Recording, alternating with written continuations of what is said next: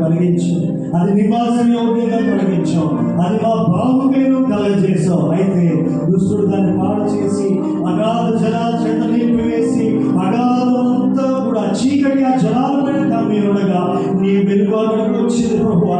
పరిశుద్ధాత్మ దేవుడు అక్కడ అల్లాడే ప్రభువా. ఈరోజు మమ్మల్ని కూడా ఒక మంచిగా మమ్మల్ని సూచించి ఉండగా మా జీవితాల అయోమయ స్థితిలోనికి పడిపోయి ఉండగా అంధకారంతో నింపబడి ఉండగా పరిశుద్ధాత్మ దేవ నువ్వు మాలో అల్లాడి మమ్మల్ని వెలుగుమయంతో నింపావు. వెలుగు కలుగులు కాక అన్నావు.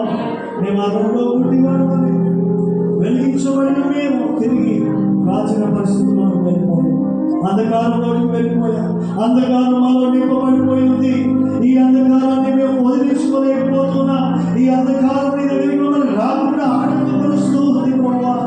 ఈరోజు మమ్మల్ని విడిపించండి, ఈరోజు మమ్మల్ని స్వస్థపరచండి, నెమ్మదిని దయచేయండి.